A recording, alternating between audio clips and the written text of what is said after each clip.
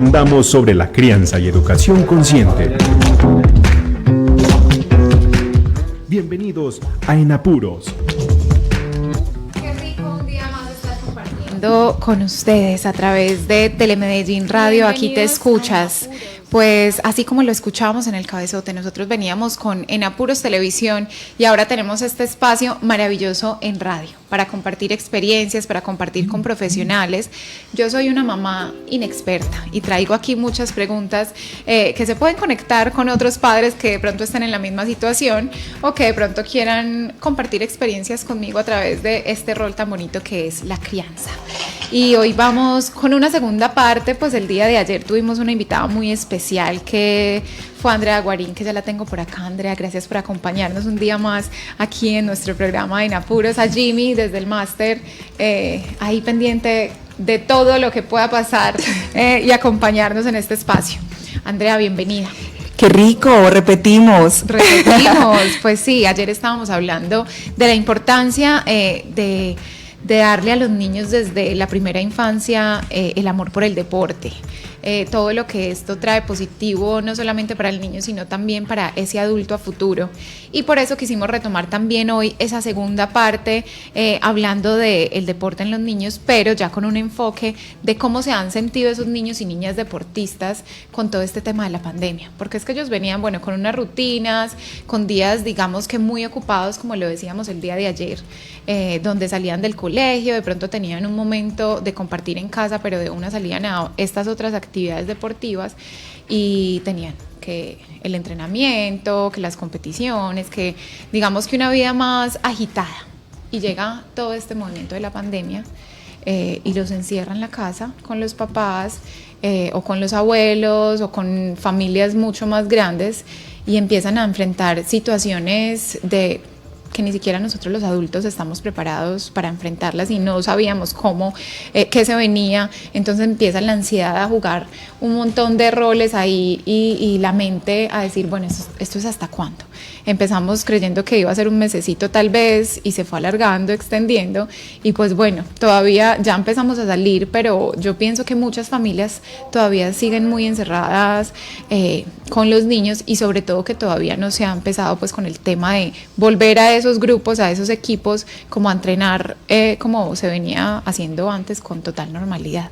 Y de eso vamos a hablar hoy, Andrea, porque yo sí quisiera que nos compartieras como esas experiencias que te han compartido a ti, esos deportistas, no solamente niños sino adolescentes, que te llaman y te dicen, me estoy sintiendo de esta u otra manera, no estoy rindiendo en el colegio, no sé qué me pasa, porque ni siquiera saben realmente qué es lo que está pasando con ellos y por qué se están sintiendo como se están sintiendo.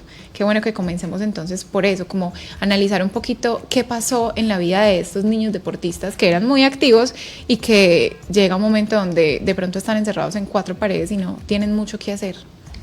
Bueno, con los buenos días para todos los oyentes, para todos los que nos sintonizan a través del Facebook Live. Estamos felices de poder traer estos temas que son tan nutritivos para la vida familiar, Luisa, y también tocar unos temas tan importantes para el desarrollo de nuestros niños y nuestras niñas y adolescentes.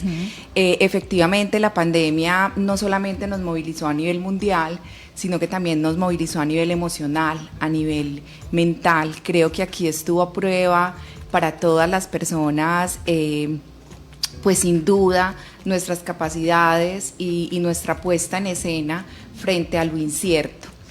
Y eso trasladarlo a los niños, las niñas y los adolescentes es un asunto, digamos, de grandes proporciones, porque efectivamente los niños están basados en todo lo que van generando a través de lo que se nutre en su familia y en sus entornos escolares, en sus entornos de vida cotidiana.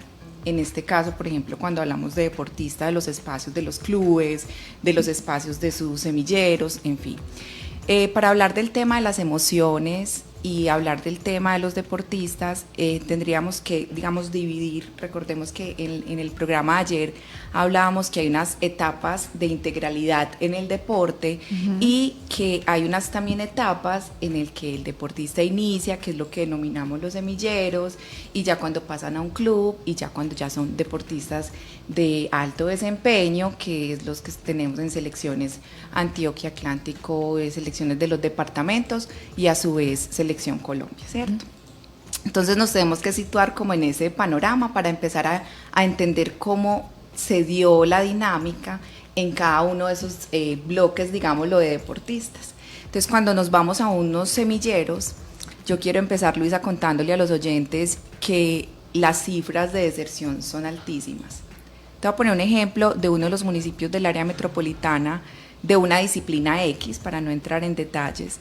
En esa disciplina eran 90 inscritos en esa disciplina, de los cuales solamente asistieron a las clases virtuales 40. Estamos hablando de que el nivel de deserción en semilleros y digamos en lo que es iniciación en el deporte fue muy alto, y te estoy poniendo el ejemplo de un municipio, de una disciplina. Sí. Exponencial eso a las disciplinas, a las otras disciplinas, y exponencial eso para poner el ejemplo, área metropolitana.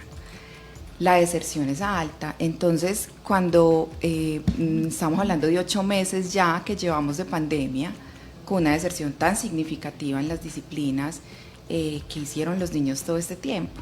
Hay un interrogante para las casas, para las familias, para los entes municipales, porque efectivamente los niños estuvieron inactivos. Ya vamos entonces a entrar obviamente a un tema, y es ¿por qué la deserción desde la virtualidad? Entonces sabemos que hay niños que no tienen todavía, porque están en veredas o con accesos limitados, posiblemente a la virtualidad, a un computador, en fin. Implementación deportiva, porque cuando ya tú dispones o llevas la actividad deportiva a casa, puede haber limitación de espacio, puede haber limitación de indumentaria, y digamos, como los semilleros son los patrocinados por los INDER o los patrocinados por los entes municipales, pues digamos ahí no hay una inversión como completa de los papás frente a temas ya como de pago. Pero ya vamos a una parte que ya son los clubes. André, perdón, te interrumpo ahí, pero es que eso que mencionas, pues realmente yo no lo había pensado, y es que llega esto y no nos da tiempo de actuar en muchas situaciones. Por ejemplo, en esta, pues ellos tenían todos los implementos en su lugar donde iban a hacer la práctica del deporte, pero en la casa posiblemente de pronto se tenía un balón, y tal vez el balón no era de básquetbol y el niño practicaba de básquetbol, sino de fútbol porque era el del papá. Entonces, qué situaciones tan complejas, y de pronto los niños empezar a sentir esos días donde quieren practicar su deporte favorito y no encuentran una forma de hacerlo. Sí, sin duda esto fue un reto gigante para los profesores, para los instructores, metodológicamente. Yo vi muchos envíos de INDERs con cosas súper creativas, de armar un balón o una pelota de tenis con las medias en la casa. En fin, esto llevó como a que se desarrollara mucho más la creatividad a la hora de entrenamiento, pero eso, perdurarlo en el tiempo, requiere de un proceso metodológico muy fuerte para los INDER y para los profesores. No es tan fácil, porque cómo cambiamos ese chip de que ya no es venir inclusive el contacto, que para muchos niños eso es lo más fascinante, inclusive ese momento de resolver el problema, la euforia, la emoción del momento, pues a través de una pantalla no es lo mismo. No, y entonces vamos a, digamos, a actividades como el hockey subacuático, como actividades como la natación, como actividades como el ciclismo, como deportes que implican otro tipo de escenarios para practicarlo, como del patinaje, donde entonces, por eso te decía, toda esa deserción pues tiene detrás de fondo una reflexión bien importante para entender qué hay también en la realidad, en los hogares de nuestros niños y nuestras niñas y adolescentes que están en nuestras actividades de iniciación deportiva. Entonces esto es todo un universo, Luis, pero la idea es como llevar como en cada una de esas etapas cómo más o menos lo vivieron. Obviamente al tener niños en deserción en semilleros, pues el nivel de acceso a entender qué pasaba en sus realidades familiares pues era mucho más limitado que ya de pronto con los que yo he tenido más contacto, que son con clubes, que es donde de pronto quiero, digamos, centrarnos un poco más de cómo ellos vivieron este proceso. Uh-huh. Ya entonces a nivel de club, también igual indumentaria, pero aquí, digamos, yo tengo unos referentes de unos profes con los que yo tengo mucha cercanía, mi hermano Hernán Guarín, que tiene deportistas en todo el país, y la puesta en escena que él tenía era un plan de entrenamiento, porque ya ellos vienen con unos planes de entrenamiento, pero distinto a estar en la pista y recorrer, o estar y hacer el recorrido. Entonces él desarrolló unas planillas con los dibujos, con específicamente cada uno de los ejercicios, la explicación niño por niño. Y también aquí era un reto súper grande para ellos como metodólogos en el ejercicio, en la actividad deportiva, porque en una pista, te voy a poner el ejemplo de BMX, tú podías tener niños de varias habilidades, de semillero, de club, de que ya están en expertos y revueltos en edades. Pero en la virtualidad no, tú tenías que tener niños que fueran de la misma habilidad y que estuvieran en su mismo, digamos, esquema vital, ¿cierto? Ciclo vital. Y eso implicaba que las horas de clase fueran más extensas, porque ya no puedo tener todos en un mismo espacio, sino que me tocaba dividirlos. En el caso, por ejemplo, de mi hermano, creo que eso fue una metodología que le funcionó súper bien y que los niños lograron pues hacer más cohesión. En los clubes también hubo deserciones, también ya por temas financieros, porque ya estar en un club implica una financiación. Ahí hay otra realidad, y es que hay papás que también, digamos, buscan que su hijo esté 100% patrocinado, y también la realidad de que algunos papás pudieron quedar desempleados en esta época y tuvieron algunas dificultades económicas. O incluso la austeridad, no sabemos, en lo incierto, no sabemos qué va a pasar, qué viene más adelante, entonces tenemos que ahorrar de todos los sentidos. Y a nivel ya, digamos, en el comportamiento de los adolescentes, de los jóvenes, de los niños, pues digamos que para ellos fue un choque bien complejo, y te estoy hablando que tengo una referenciación de más o menos unos 300 a 400 deportistas, y eso es un muy buen indicador para yo, digamos, poder decir lo que les quiero compartir. Y es, uno, ellos pasaron de una metodología de socialización, de estar en espacios sociales, a espacios completamente virtuales. Y en nuestra, digamos, cotidianidad, decíamos que los niños no, los niños vienen con el chip de la virtualidad, sí. Ellos se adaptan súper fácil a la virtualidad.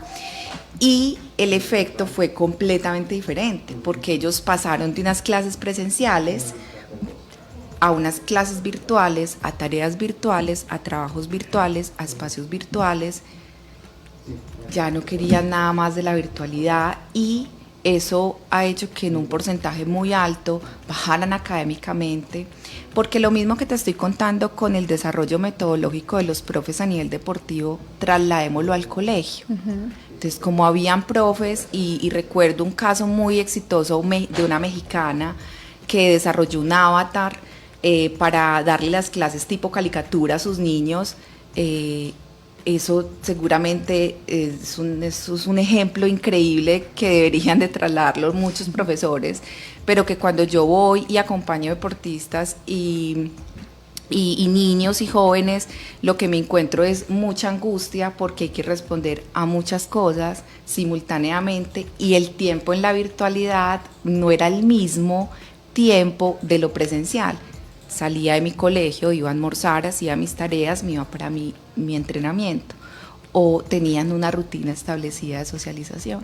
Entremos, André, porque como el tiempo es corto y queremos que muchas personas conozcan la realidad de esos niños y niñas deportistas, las situaciones que están viviendo en este momento, qué rico también poner sobre la mesa 2, 3 situaciones, nombrarlas, y de alguna manera que nos aconsejes entonces a esos padres que de pronto están pasando por esa situación con sus hijos, cómo enfrentar esta situación mientras todo pasa. Bueno, una muy reciente es, tengo un compromiso en el colegio porque bajé mi rendimiento académico. Uh-huh. Lo primero que hay que revisar ahí es ¿Qué pasa en la emoción de un campeón que todo lo hacía bien, que le iba bien en todo, que siempre estaba en función de exactamente de ganar, de que le fuera bien en sus calificaciones y demás, y pasar a tener hoy una mejora en su parte académica? Entonces hay que trabajar con el niño en esa emoción de que es parte del proceso del cambio y que seguramente lo va a recuperar y lo va a hacer bien con un plan de tareas, de compromiso, de tiempos, porque hay que enseñarles a hacer gestión del tiempo a los niños. Tú me contabas una historia de una deportista que te compartía que se sentía angustiada, ¿era la palabra? Sí. ¿Cómo explica a un niño es que siento angustia? Quiero que esto se acabe ya. ¿Qué pasa, por ejemplo, en esta situación? Ayer nos reíamos cuando te decía, Luisa, es que hablar es gratis. Y es precisamente porque los niños ya entre los 8 o 9 años en adelante tienen una capacidad expresiva altísima desde que tengan la confianza, desde que el entorno familiar, los adultos significativos, el profe, les permita a los niños que conversen, ¿sí? Y para eso hay que generar como entrenadores unos espacios técnicos, unas charlas técnicas donde pongan ejemplos de deportistas. Eso en el caso, por ejemplo, de deportistas de mi hermano le funcionó muy bien porque les llevó referentes y el ellos ver otros referentes, otras realidades de otros deportistas, pues fue muy significativo para ellos también verse reflejados. Y eso es un ejercicio súper fácil que se puede buscar en YouTube, ejemplos de deportistas y sentarse en los papás con los chicos a ver este tipo de ejemplos. Claro, la angustia la sentimos nosotros, la diferencia con los niños es que no la exteriorizan y ahí es donde hay que estar muy atentos a todos los entornos, si el niño se aísla, si el niño o la niña está distraído, si por ejemplo tiene efectos de tristeza, si no está con el mismo ánimo que habitualmente está. Yo como papá tengo que estar en este momento acompañando mucho la emoción de nuestros niños y yo, digamos, lo he compartido con algunos papás y es una pregunta: ¿sabes hoy cómo está el desarrollo emocional de tu hijo? ¿Te has preguntado hoy cómo están las emociones de tu hijo y cómo lo has acompañado en esa emoción?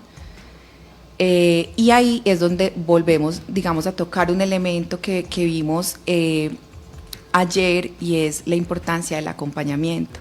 Había niños que en los entrenamientos apagaban el micrófono para que el profe no escuchara a sus papás discutir, o había niños que el profe los corregía frente a un ejercicio o frente a una actividad y no les gustaba, y eso es un signo o una alerta de que el niño necesita afecto y que está muy solo. Y esas son expresiones no verbales en sus comportamientos que son el reto diario de quienes acompañamos la crianza de nuestros niños y nuestras niñas.